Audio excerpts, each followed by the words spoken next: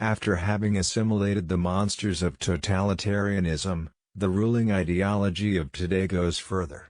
Aside from the individual personalities that have historically embodied it, communism as such would be closely linked, by elective affinities and by sympathetic ties, to Nazism.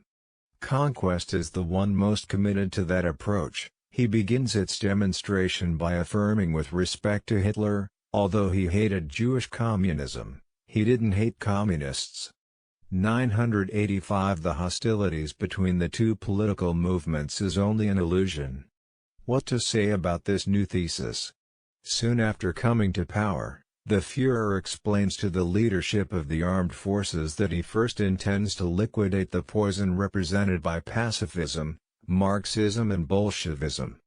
986 A few days later, Göring further clarifies the new government's combative program against Marxism. Not only will we annihilate this pest, we will rip out the word Marxism from every book. In 50 years no man in Germany will know what that word means. 987 On the eve of Operation Barbarossa, Goebbels notes in his diary, quote, "Bolshevism is dead. Thus we will achieve before history our true task. The Bolshevik poison must be expelled from Europe." Against that enterprise Churchill himself and Roosevelt have no reason to object. Maybe we'll even convince the episcopate of both German denominations to bless this war as desired by God. Now we will truly annihilate that which we have fought against for all our lives. I spoke about this with the Führer, and he is in complete agreement with me. 988 Unquote. It's not just a matter of words, as demonstrated by the systematic annihilation of Communist Party members, ordered by Hitler on the eve of Operation Barbarossa. There's more. By the end of 1941, the Germans had captured 3 million Soviet prisoners. In February of 1942, 2 million of these prisoners were dead, the majority from starvation, disease and mistreatment. On top of that, the Germans immediately executed prisoners suspected of being communists. 989 That means that in the very first months of Operation Barbarossa, the Nazis had killed more than 2 million Soviets, with the communists as their first target. And that's not all. While he is forced to hide to escape the final solution, Klemperer, the prominent German intellectual of Jewish origin that we already came across, writes a diary entry that's worth reflecting on.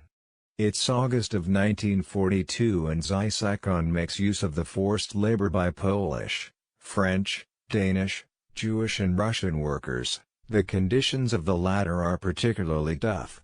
They so desperately suffer from hunger that Jewish comrades come to their aid. That was prohibited, but they'd drop a slice of bread. Soon after the Russian bends down and then runs off to the bathroom with a slice of bread. 990 Therefore, going off that account, the conditions of Russian slaves was, at times, even worse than those of the Jewish slaves. In his peremptory statements, Conquest won't stop halfway. It's a matter of proving the theory of the elective affinities between communism and Nazism well beyond Stalin's personality and the borders of the Soviet Union. Therefore, the long and mutual hostility between the totalitarian parties is entirely superficial. The reality is quite the opposite. Gramsci, for example, was one of Mussolini's most intimate companions. 991 And yet, all should know that, while the communist leader languished in fascist prisons, his tormentor received the praise of the leading representatives of the liberal world. Let's consider Churchill in particular, who in speaking of the Duce in 1933, declares, "The brilliant Roman personified by Mussolini, the greatest living legislator, showed many nations how to resist the pressures of socialism and showed the path that a nation can follow when it's courageously led." 992 4 years later, while Italy had barbarically carried out its conquest of Ethiopia and is deeply invested in the overthrow of the Spanish Republic, the British statesman repeats his statement, It would be an act of dangerous madness for the British people to underestimate the long-lasting position Mussolini will occupy in world history and the admirable qualities of courage, intelligence, self-control and perseverance that he personifies. 993 It's especially worthwhile to read the evaluation made by Croce at the end of World War II. The target of his criticism is the submissive attitude by the British conservatives toward the leaders of Germany, Italy, and Spain. 994 Moreover, at least with respect to Italian fascism, Britain went further. Its politicians, including some of its greatest, paid homage to and flirted with fascism and visited their leader, and some of them were decorated with fascist insignia. 995 Yes, Mussolini received tributes from all over the world, with British politicians at the front of the line and, at least judging by what was said to me by people living in England, he is still considered a great man by British public opinion. 996 The pro-fascist position by the West even finds its consecration in the philosophical field. Let's consider an author like Ludwig von Mises, who is still today labeled as the master of liberalism, and who in 1927 praised the coup d'état by Mussolini that had stopped the communist threat and saved civilization. The resulting merit achieved by fascism will live on forever in history. 997 In 1937, even Hitler is painted in flattering terms by Churchill, who appreciates him not only as an extremely competent politician, but also his gallant manner, his disarming smile and his subtle personal magnetism that is difficult to escape. 998 More emphatic is former Prime Minister David Lloyd George, who speaks of the Führer as a great man, at a time when the start of the war is not far off, and the challenge announced in Mein Kampf is still considered acceptable to the British ambassador in Berlin, so long as it isn't at the same time turned against the British Empire. 999 At any rate, regardless of any opinion on the Führer, according to the opinion expressed in 1938 by the American ambassador in Paris, everything must be done to build a common front against Asiatic despotism, with the goal of saving European civilization. Supra, ch. 5. 3.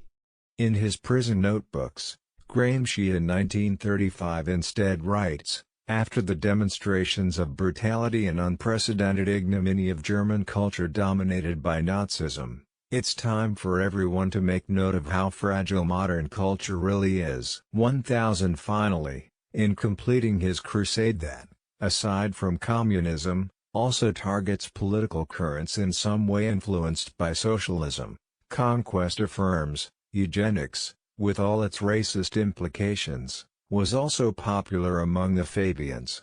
1001 It's at this time that the tour de force reaches its conclusion. Now any vague reformist ambitions toward existing capitalist society is enough to get labeled as Hitler's associate or to win. Naturally, to make such an argument one can't be hindered by empirical historical research. As a term, and even as a science, eugenics is born in liberal Britain and immediately experienced great popularity in the United States. The Austrian and German authors who, before even Hitler, recommended racial hygiene take the American Republic as their reference. Similar to what was happening on the other side of the Atlantic, they tried to introduce norms in Austria and Germany that prohibited sexual relations and marriage between different and unequal races. It's not by chance that the key term of the Third Reich's eugenic and racial program, Untermensch, is just a translation of the American term underman, a definition coined by Lothrop Stoddard, an author celebrated both in the US and in Germany and legitimized by the praise of two American presidents as well as by the Third Reich's Führer, and who was personally received with the highest honors. 1002 It's worthwhile to note that the person who criticizes that line of thinking, committed to celebrating white and Nordic supremacy and its application to eugenics, is Antonio Gramsci, the communist leader and theorist targeted by Conquest. 1003 To that author, Obsessed with discovering ideological affinities to Nazis in the most remote places and in the most overlooked movements and individuals, I want to make a suggestion. He could try to submit his books to the same treatment he gives to the books of even the vaguest socialist orientation. Consider the thesis formulated in one of Conquest's last published works. True civilization finds its most complete expression in the English-speaking community, and the primacy of that community has a precise ethnic basis, constituted by Anglo-Celtics. 1004 The Anglo-Celtic mythology traced here recalls the terrible memory of Aryan mythology. There's only one detail to add. Aryan mythology, cherished by a long tradition that developed on both sides of the Atlantic and later led to Nazism, tended to identify itself with white mythology. In any case, it paid tribute to the Nordic nations and all nations that had their origin on German soil, therefore including the British and the Americans. The Anglo-Celtic community, however, is not only defined in total opposition to those foreign to the West, but also to those on the European continent.